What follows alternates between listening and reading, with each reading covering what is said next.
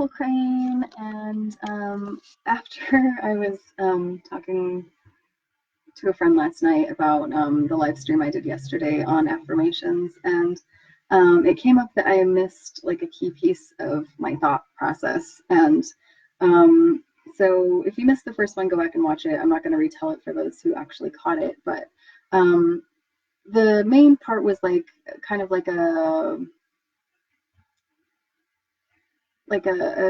comparing like your mind to a garden, and the process that I take you through in Exquisite or any of my life or sex, love, and relationship coaching processes are kind of a tiller that breaks the surface of your soil and kind of mixes it in and creates like a fertile ground for planting seeds of what you want. So in this analogy, the affirmations, of course, were the seeds.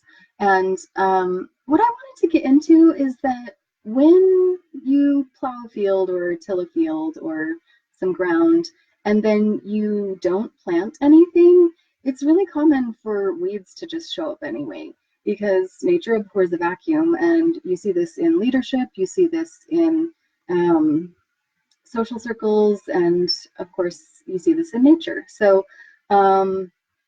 what I've noticed is my own personal weeds are belief systems that I was taught growing up that no longer serve me. So some of these around money specifically are that, well, especially from my young adulthood, I don't know how many of you know this about me, but when I was a young adult, I was a junkie. And so I was one of those like stereotypical people who stole from other people for drug money. And I'm not proud of that, and that's something that I no longer do.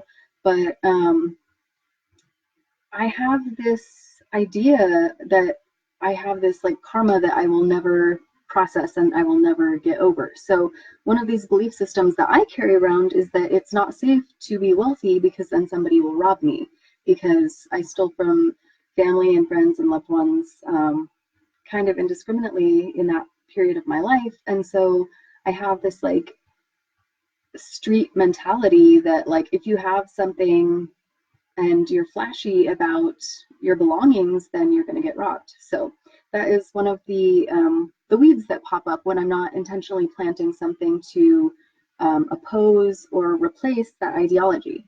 So the interesting thing is, once you start doing this deeper work, it really does undo a lot and it creates a lot of space. So I think that it's really important at this point, once this space is created, to start filling it with good things. So whether this is sensual movement, whether this is self-pleasure, whether it's self-care, whether it's surrounding yourself with friends and loved ones that support your growth and encourage your evolution, all of these things are really important to replace the old programming with, because otherwise, when your mind just kind of opens up, some people make the transition like that.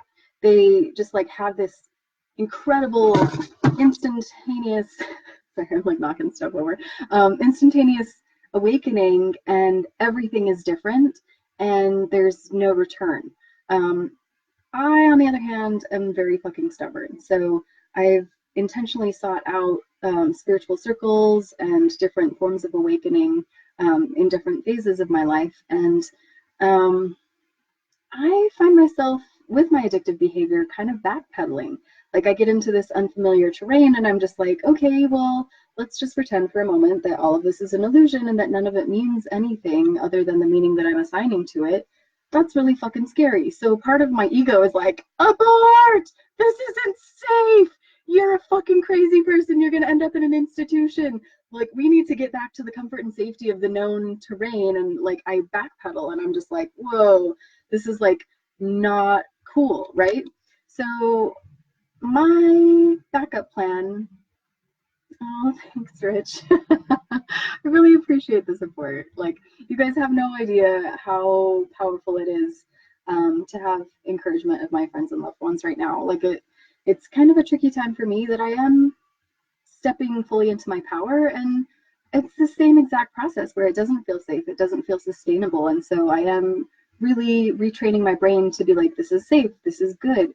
The world needs feminine leadership right now, and maybe I'm not going to be important, but I want to lay the foundation for the women who are important to really do the work and to really like lift up humanity as a whole into this like beautiful new era of equality and love and like spiritual evolution. So anyway, but yeah, so the ego will trick you into going back into old thought patterns where it's like, especially around sex, like, oh, this is what like dirty, slutty girls do, and no respectable man is gonna want you if you're a hoe, or like, what are other things? Like, if you don't want to settle down with one partner, then no one's gonna put up with your polyamorous bullshit. Like that's one of the ones that I'm like still kind of currently dealing with, even after about a decade of non-monogamy. So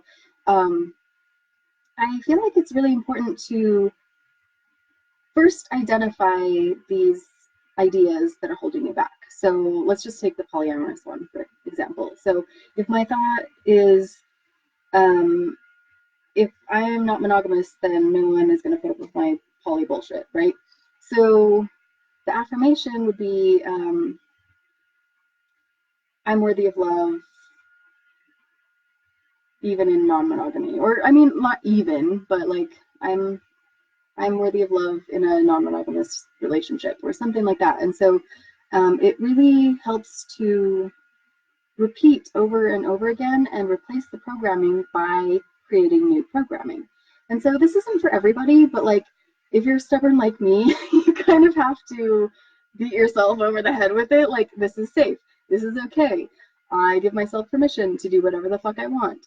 And I'm not going to hurt people, and I'm not going to be consumed by greed, and I'm not going to immediately turn into like this greedy corporate CEO that like eats impoverished minorities for breakfast. You know, like it's weird what comes up, but once you really like start examining, like, what am I actually afraid of, and why would that be bad?